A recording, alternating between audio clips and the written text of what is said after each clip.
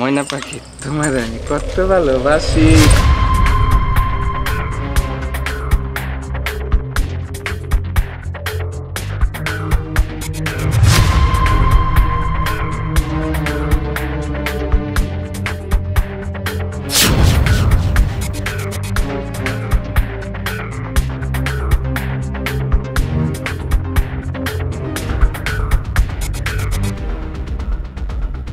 ও জান 7 দিন কেন তোমার আমি 3 দিনের মধ্যে বিয়ে করবো। তাই নাকি? ও আমার লক্ষ্মী বয়ফ্রেন্ড। তোমার বউ আবার দেখে বলাইবো না। আমার বউ? ও মাই গড, আমার বউ আইতাছে। পালাও। এটা কি?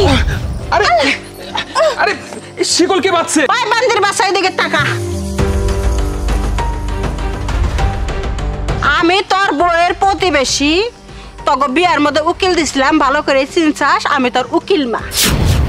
এই মা মারা এই মেয়ারে বিয়া কইরা ঘর জমাই থাইকা ওই মেয়ারে ঠগাবি, আর আমি উকিল মা হিসাবে চাইয়া চাইয়া দেখমু। এই ছেলের সাথে আরো 3-4 দিন দেখছিলাম। আমি যখন বাজারে গেছিলাম ওই রাস্তা দিয়ে দেখি মোটরসাইকেল দিয়ে নিয়ে গেলি, ওই দিন থেকে চোখে চোখে চোখ রাখছি, কারণ আমার মেয়াডারে বোঝার লাগবো অন্তর মতন আবার তোকে বিশ্বাস করে।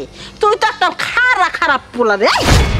তুই মেয়েটারে কেমনে করে ঠকাইলি? হ্যাঁ, ওই মেয়েটা কোন দিক দিয়ে কুন্তি আছে, হুইয়া বইয়া খাও ঠ্যাঙের পর ঠ্যাংটি না, কি একটা ডিসকাউন্টে জিন্সের প্যান্ট পরছে, কি খারাপ একটা পোশাক পরছে। এই মেয়েরা তোমার খুব ভালো লাগে? হ্যাঁ, শয়তান সারা কোথাকার।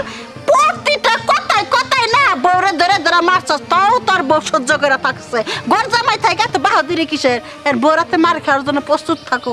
খালা তুমি আমার এবারের মতো মাফ করে দাও। তুমি আমার উকিল মানা, আমার বউ যদি এখানে এসে সবকিছু দেখে ফেলায় আমার সংসারটা ভেঙে যাবো। খালা তোমার কাছে আমি মাফ চাই, আমার তুমি মাফ করে দাও। সাইম, তুমি এইখানে আবার এই মেয়েটাকে, আবার তোমার গলায় রশি কেন, দড়ি কে?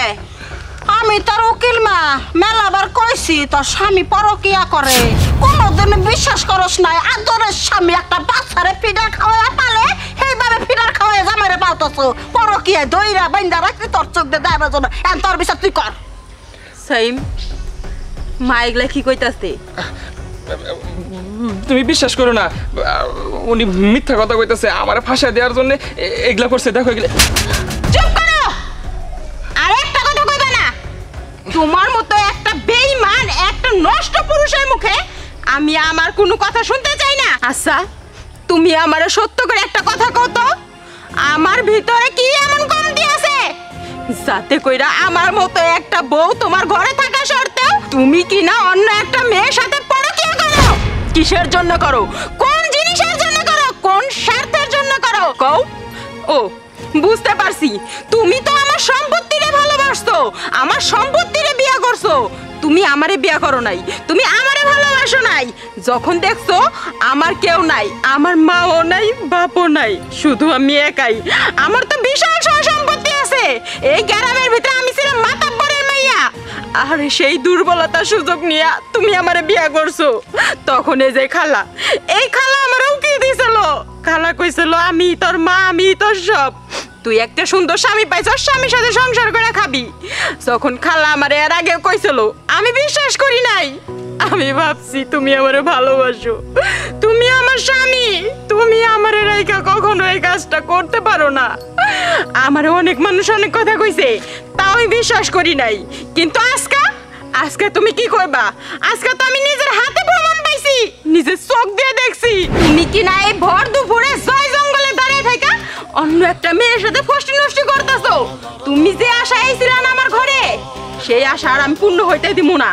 আমি এক্ষুনি তোমার ডিভোর্স দিব, আর আমি এখন থানায় যামু। থানায় যাইয়া তোমার নামে রিপোর্ট করমু, যাতে কইরা তোমার যোগ্য একটা শাস্তি দেয়। আমি আসতাছি। দাঁড়াও। আমার কোনো সন্তান নাই, এই জন্য উকিল মেয়ে বানাইছি। আমার জীবন থাকতে আমার উকিল মেয়ের কোনো ক্ষতি হইবার দিব না। পুলিশরাও কইবার করে পারবো না। আমি যাই হক্ত করে কয়ে পুলিশ নিয়ে আইতেছি, এনেই থাক।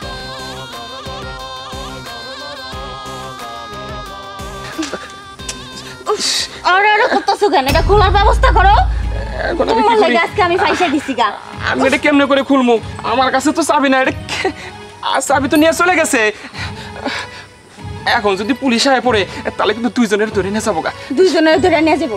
পরকিয়া করছো তুমি, তোমার বউরে তুমি ঠকাইছো, আর মাঝখান দিয়ে আমারে ধরে নিয়ে যাবো। হ্যাঁ, এটা তো কখনো আমি করতে দিব না, বুঝো না? তুমি একটা কিছু করো না, এটা খুলমু কেমনে?